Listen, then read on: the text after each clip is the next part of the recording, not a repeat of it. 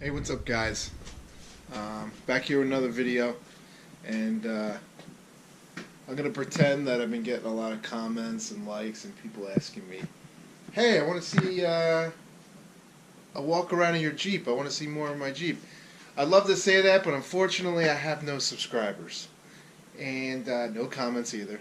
But I'm gonna pretend a little bit here, and I'm gonna pretend that.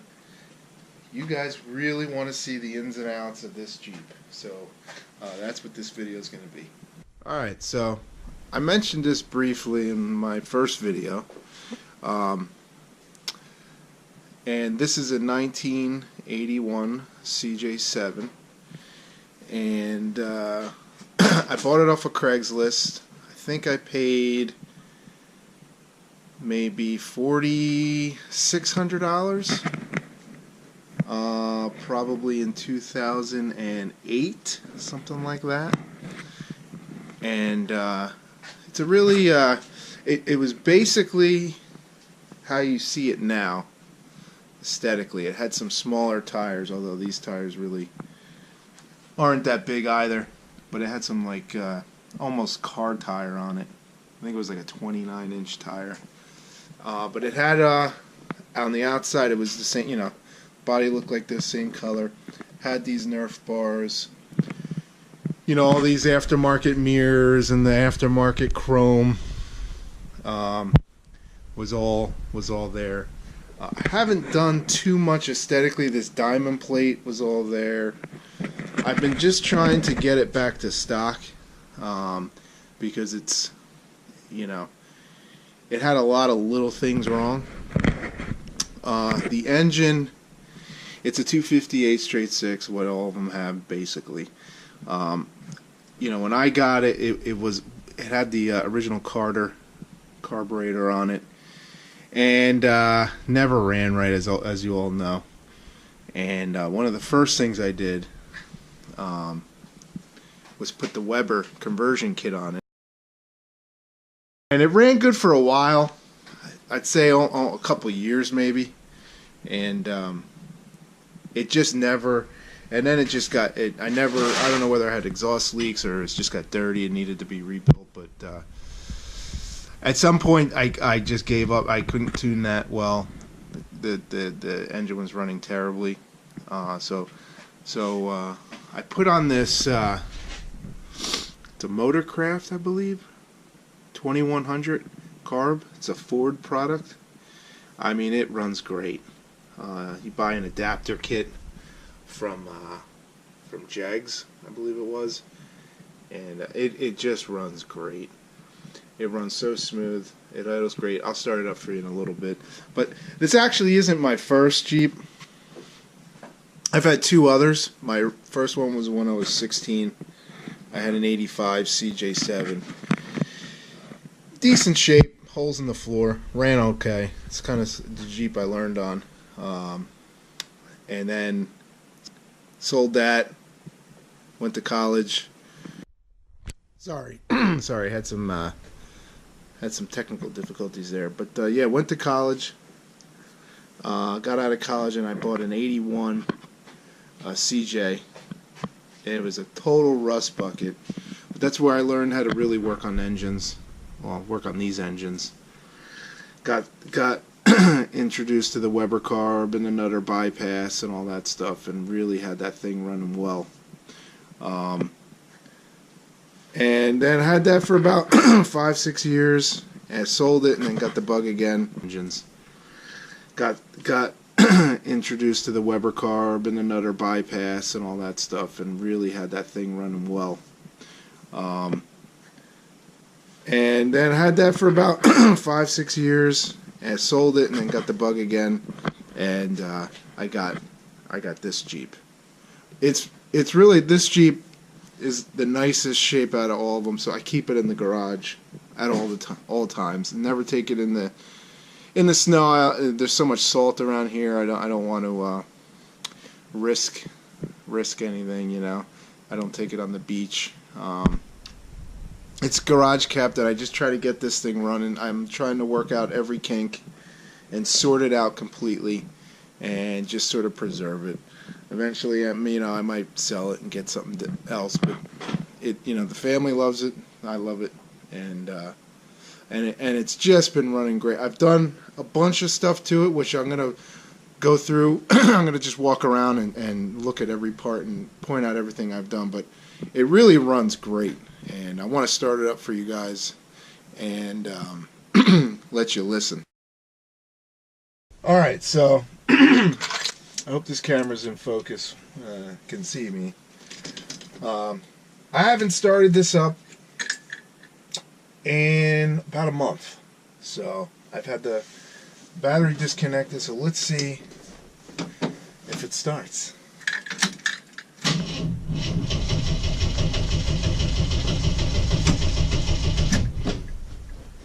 Give it some gas.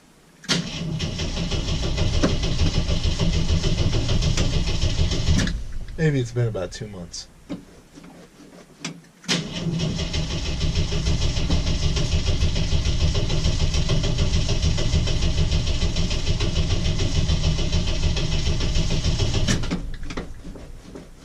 I feel it.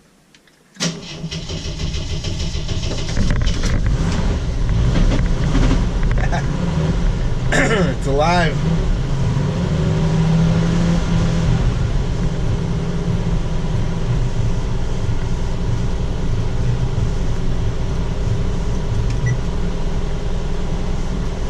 Let's back it out, and then we'll walk around the vehicle. Sounds nice.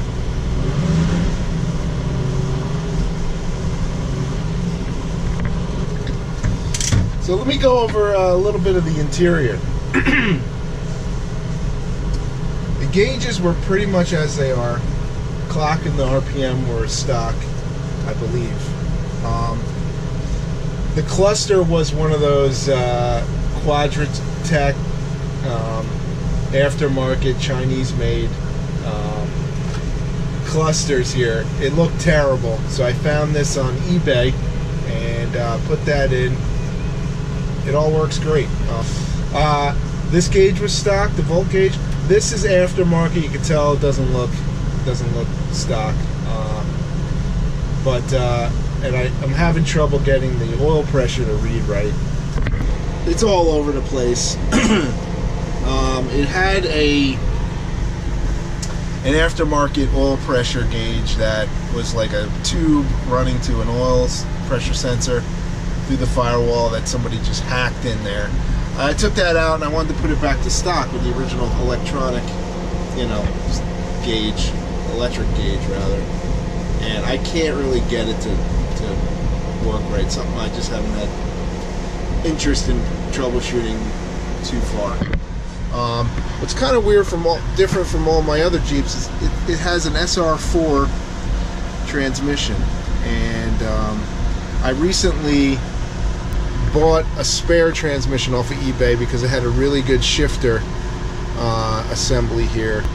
The other one that was real sloppy, and reverse. For reverse on this one, I don't know if you can see that there. You have to press down and go to the left and up.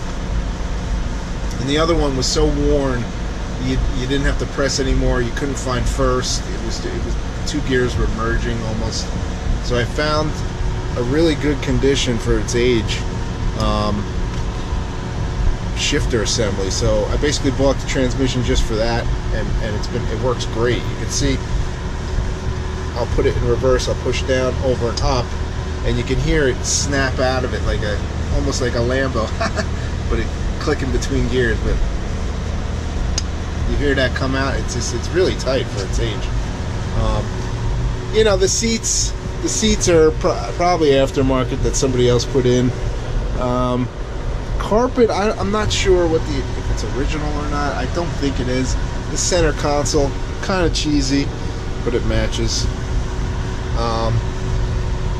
The hardtop is probably original. Paint's in decent shape. I know the previous owner, I think he tried painting the doors to match, and it was off by a couple shades. But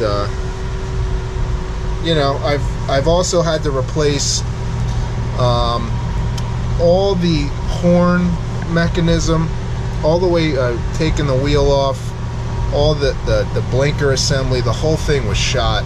So I had to take this all apart, pull the wheel off, get all that out of there, and got a new assembly for the blinker and the hazards and all that, and that whole assembly's new.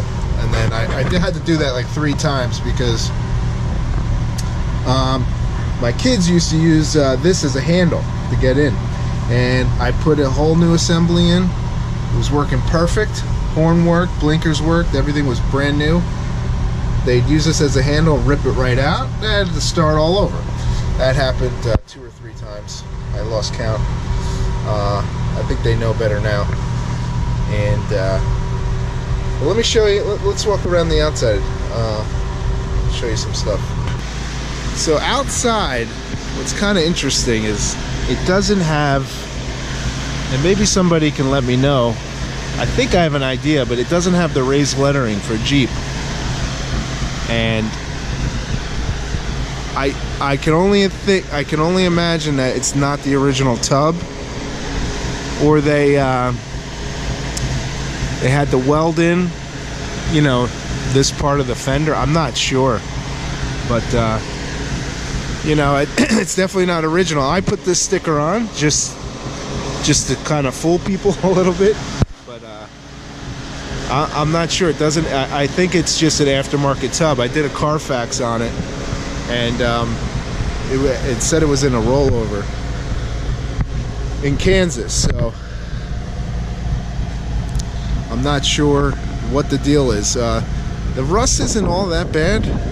It's got the typical bubbling here, and I've used POR underneath to try and stop any rust that I see but all the regular spots, the frame rail underneath, it's really not that bad. It's gotten worse since it got to New Jersey. But you can see the bubbling here. But all this chrome was here. Some other owner did it. These taillights were chrome, but the chrome was peeling, so I just painted them. Again, the bubbling. You can see the doors, they don't match, and this is an 81, and I don't think these are 81 doors. I don't know, because none of my other CJs, even my 84, didn't have this style door. It had the latch here, the pull latch, different panel, and it had the pocket handle here. So I'm not quite sure if these are something that somebody found and they just used them. It's hard to say, but you can hear a little bit of a miss. I think that's more of like the choke sticking at this point. But you can see it's in decent shape. When I first got it, the steering was all over the place. Had to replace the steering gear. Got a remanufactured one for that. Let me open up the hood and show you the engine. Alright, I wanted to wait a few minutes for the idle to come down. But you can hear how smooth it is. This carburetor is just great. I had to do my own sort of linkage here. Kind of pulled off the Weber that I had in there and made it work. But and this, I got 2 fuel filters going on here. It's just something I noticed in all the roadkill videos. These old cars, they would put 2 fuel filters on everything. And for a while, when I was trying to tune my Weber, I thought I had bad fuel. It was, just getting dirty. So I was like, let me put two filters on there. And plus, I like seeing the clear filter. But what's interesting though, and I put this 2100 carb on here, I had to advance the timing to like 22 degrees. It wasn't running that great, lacked power. It would idle great, but it just didn't have much power. And so I advanced the timing to 22 degrees, and it runs great. It's got a ton of power. It's real responsive. You know, just been real happy with it. But trying to think of all the things I did here. So obviously valve cover gasket was leaking like a sieve. You know, ton of vacuum hoses. Did the nutter bypass on it. Replaced vacuum hoses and all the rubber is basically new. Tune up, obviously, cap, rotor, wires, plugs. New fuel pump. You know, this battery disconnect is a great thing that I added. It's just a Harbor Freight disconnect, but I store it in the garage, and it's peace of mind there that I won't have a fire. But alternator was new to me when I got it, so I didn't touch that.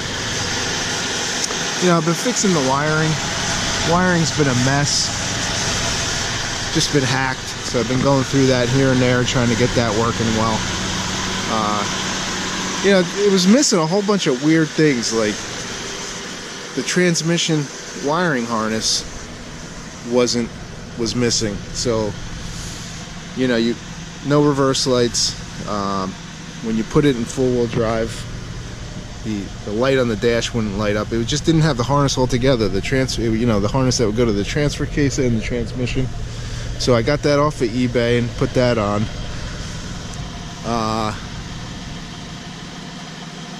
And it works great since. Trying to think of everything I did. There's so many little things I've done. Haven't, you know, new tires, well, not so new anymore. Gonna go bigger on them eventually, but you could see it was definitely some sort of major crash. You can see the VIN plate. It's a replacement VIN plate, and just riveted on there. The original VIN plate up here is not even there. So I think this was in a major wreck, and they got all new metal. Aftermarket, I guess. I wish I knew, because like I said, it doesn't have that raised Jeep lettering, and I'm sure one of the reasons why it's not so rusty is because the body was replaced at some point with an aftermarket one. I think I painted the top, you know, put a cheesy stereo system in, kicker, subwoofer with an amp, you know, fix some wiring back here for the top and stuff like that. The tire carrier was with it. It actually, another thing that makes me think that the body has completely been replaced, it didn't have any of the Jeep badging. That or the CJ7 badging, which I got off eBay just to bring it back to stock. It's kind of one of my ideas with this car, is to just bring it back to as close to stock as possible. You know, I had these speaker pods in here. This one seems to be coming loose a little bit. But look at that. Had those speaker pods already, and you know, it's one of the reasons why I bought it, because it was essentially aesthetically look like this, and it's a big step not having to deal with a lot of that, and just mechanically it's easy to get it running right. Aesthetically, that's the tedious part. You can hear how good it sounds. So when I originally got it, he had tuned the Carter to sound somewhat like this, and I drove it around. I was like, it's a perfect starting point, so snatched it up. And you know, I'm just trying to preserve it. It's sort of, unfortunately, I can't say it's original and unrestored, but it's close to original, close to stock rather, and I'm just trying to preserve it. I try to use it as much as I can, and not let it sit and rot. Like I said, I keep it in the garage constantly, and so I can keep it in good shape, and hopefully it's something that we can enjoy for a long time. As I plan on making more videos as I you know, work on this and do more things. Definitely going to be doing the clutch soon, and I'll be making a video on that. Thanks for watching again. Like, comment, and subscribe. That'd be great. And if you didn't like the video, just dislike it. Tell me all the nasty things, and won't be too nasty. But yeah, thanks for watching. See you next time.